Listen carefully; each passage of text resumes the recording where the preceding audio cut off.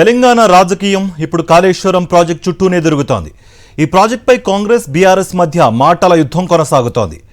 నీళ్లు నిల్వ చేస్తే మేడిగడ్డ కొట్టుకుపోతుందని రేవంత్ అంటుంటే 3 నెలలు మాకు అప్పగిస్తే ప్రాజెక్టును పునరుద్ధరించి చూపిస్తామని బీఆర్ఎస్ సవాల్ చేస్తోంది.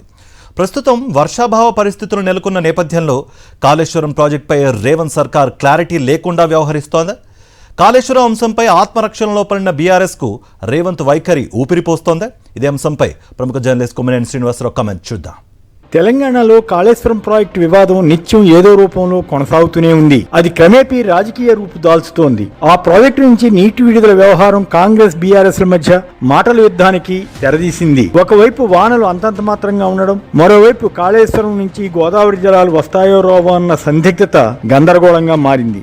ఈ ప్రాజెక్టును అత్యంత ప్రతిష్టాత్మకంగా తీసుకుని పూర్తి చేసినప్పటికీ మేడిగడ్డ వద్ద ఉన్న కొన్ని పిల్లర్లు కొంగడంతో బీఆర్ఎస్ ప్రభుత్వానికి, ఆనాటి ముఖ్యమంత్రి కేసీఆర్ కు చాలా డ్యామేజ్ జరిగింది. 2023 శాసనసభ ఎన్నికల్లో బీఆర్ఎస్ ఓటమిలో ఆ సమస్య కూడా ఒక కారణమైందని చెప్పవచ్చు. ఆ తర్వాత అధికారంలోకి వచ్చి ముఖ్యమంత్రి అయిన రేవంత్ రెడ్డి ఈ ప్రాజెక్టుపై ఎలాంటి విధానం అనుసరించాలన్న దాని మీద సరైన క్లారిటీ లేకుండా వ్యవహరిస్తున్నారన్న విమర్శ ఉంది. ఈ ప్రాజెక్టుకు ఏర్పడిన పగుళ్లనండి లేదా పిల్లర్లు కొంగడం అనండి, ఏదైనా కానివ్వండి, గ్రౌండ్ సిచ్యువేషన్ కి అనుగుణంగా నిర్ణయాలు చేసి రేవంత్ తనకు అడ్వాంటేజ్ తెచ్చుకునే అవకాశం ఒక దశలో ఉందనిపిస్తుంది. కానీ ఆ ప్రాజెక్టు భద్రత ప్రమాదంలో ఉందని నేషనల్ డ్యామ్ సేఫ్టీ అథారిటీ చెబుతోందన్నది ఆయన వాదనగా ఉంది. అంతేకాక ఇందులో స్కామ్ అని మరొకటని చెప్పి గత 2 ఏళ్లుగా అలాగే ఉంచేశారు. ఒక కమిషన్ ను కూడా ఏర్పాటు చేశారు. మాజీ ముఖ్యమంత్రి కేసీఆర్ అప్పటి ఇరిగేషన్ మంత్రి హరీష్ రావులను అరెస్టు చేస్తారేమో అన్నంతగా ప్రచారం జరిగింది. కానీ వారు న్యాయ వ్యవస్థ నుంచి రక్షణ పొందగలిగారు. కమిషన్ రిపోర్టు కూడా పెద్దగా విలువ లేకుండా పోయిందనిపిస్తుంది. ఆ దశ నుంచి కాళేశ్వరం ప్రాజెక్టు బ్యారేజీ లేన మేడిగడ్డ, అన్నారం, సుందేళ్ల వద్ద నీరు నిల్వ చేసి పంప్ హౌస్ల ద్వారా నీటిని తోడి ఆయా ప్రాంతాల్లో ఉన్న రిజర్వాయర్లను నింపాలా వద్దా అన్న చర్చకు పరిస్థితి చేరింది. ఇక్కడే రేవంత్ పొరపాటు చేస్తున్నారేమో అన్న సందేహం వస్తుంది.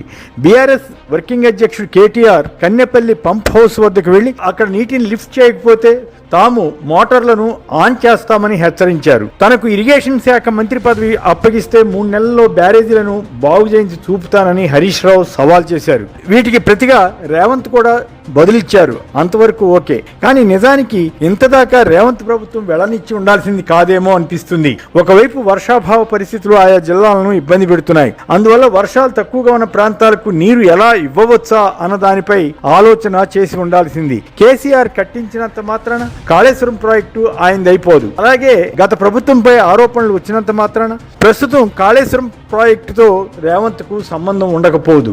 ఇది ప్రజల ఆస్తి. ఈ క్రమంలోనే వాదోపవాదాలు, విమర్శ, ప్రతి విమర్శలకు అవకాశం ఇచ్చారు. కాళేశ్వరం నీరు ఎత్తిపోయకుండా పగబట్టారని కేటీఆర్ ఆరోపణ.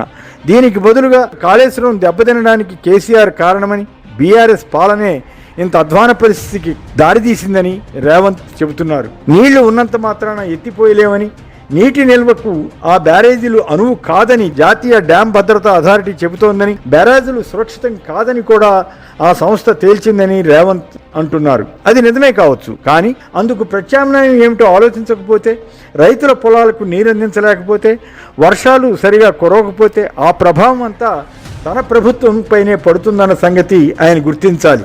కాంగ్రెస్కు ప్రజల నుంచి ప్రశ్నలు కూడా వస్తాయి. అంతేకాక విపక్షాన్ని ఉద్దేశించి పొలాల్లో రక్తం చల్లితే పంటలు పండుతాయని అనడం సరికాదు. ఎదుటిపక్షం వారు ఏదైనా చిన్న వ్యతిరేక వ్యాఖ్యలు చేస్తేనే కేసులు పెడుతున్నారు. ఈ విషయంలో ఏపీ కంటే తెలంగాణ కాస్త బెటర్ అయినా ఈ మధ్య జరిగిన కొన్ని అరెస్టులు చూస్తే ఇక్కడ కూడా టీడీపీ పెత్తనం సాగుతోందన్న అనుమానాలు వ్యక్తం చేస్తూ పలువురు విమర్శలు చేస్తున్నారు. ఏపీ ముఖ్యమంత్రి చంద్రబాబు కూడా గత కొన్నాళ్లుగా తీవ్ర అసహనంతో మాజీ సీఎం జగన్పై అనుచిత వ్యాఖ్యలు చేస్తున్నారు. తద్వారా ఆయనలో ఉన్న ఫ్రస్ట్రేషన్ను బయటపెట్టుకుంటున్నారు. తెలంగాణలో కూడా ఆయన శిష్యుడిగా పేరొందిన రేవంత్ అదే బాటలో వెళ్లకుండా ఉంటే మంచిది. రేవంత్ వ్యాఖ్యను బీఆర్ఎస్ తనకు అనుకూలంగా మలుచుకుని గోదావరి నీళ్లు రైతులకు అందిస్తామంటే తమ రక్తం ఇస్తామంటూ పెద్ద హడావుడినే సృష్టించింది. తెలంగాణ భవన్లో భారీగా రక్తదాన శిబిరాన్ని నిర్వహించింది. కేసీఆర్ను ఎలాగైనా ఇరిటేట్ చేసి ముగ్గులోకి దించాలని రేవంత్ చూస్తున్నప్పటికీ ఆయన తొణకడం లేదు. కేటీఆర్, హరీష్ రావులే గట్టిగా బదులిస్తున్నారు. దీనివల్ల కూడా రేవంత్ అసహనానికి గురవుతున్నారేమో తెలియదు. రేవంత్ కనుక అధికారంలోకి వచ్చిన వెంటనే కాళేశ్వరం ప్రాజెక్టు పునరుద్ధరణపై పూర్తి శ్రద్ధ పెట్టి ఉంటే ఆయనకు పేరు వచ్చేది. కేసీఆర్ను విమర్శించవచ్చు, అందులో అవినీతి ఉంటే దానిపై దర్యాప్తు చేయించవచ్చు. కానీ అల్టిమేట్గా ప్రజలకు కావాల్సింది నీరు. అందులోనూ వర్షాలు లేని ఈ పరిస్థితిలో తమ పొలాలకు నీటి కోసం రైతులు ఎదురు చూస్తున్నారు. అందువల్ల బీఆర్ఎస్ కోరడానికి ముందే గోదావరిలోకి వచ్చిన వరద నీటిని అంచనా వేసుకుని పంప్ హౌస్ల ద్వారా నీటిని లిఫ్ట్ చేయించడం మొదలు పెడితే బాగుండేదేమో. కొందరు రిటైర్డ్ ఇంజనీర్లు కూడా దాన్నే సూచిస్తున్నారట. ఒకవేళ నిజంగానే గోదావరి నీటిని లిఫ్ట్ చేయడంలో ఇబ్బంది ఉంటే విపక్షాన్ని కూడా ఆహ్వానించి వారిని కూడా ఆయా బ్యారేజీల వద్దకు పంప్ హౌస్ల వద్దకు తీసుకెళ్లి ఇరిగేషన్ అధికారుల ద్వారా పరిస్థితిని వివరించి ఉండవచ్చు. మేధావులైన ఇంజనీర్ల అభిప్రాయాలను పరిగణలో తీసుకోవడం కోసం ఒక సమావేశం పెట్టి ఉండవచ్చు. ఇవేవి చేసినట్లు లేదు. పైగా అనుచిత వ్యాఖ్య చేసి తనకు రావాల్సిన మైలేజీని రేవంత్ వదులుకున్నారేమో అనిపిస్తుంది. కాళేశ్వరం ప్రాజెక్టు జరిగిన నష్టానికి ఆత్మరక్షణలో ఉన్న బీఆర్ఎస్కు కాంగ్రెస్ పార్టీ వైఖరి ఊపిరి పోస్తుందనిపిస్తుంది. ఒకప్పుడు గోదావరిపై ధవళేశ్వరం వద్ద ఉన్న బ్యారేజీ గేట్లు దెబ్బతిన్నాయి.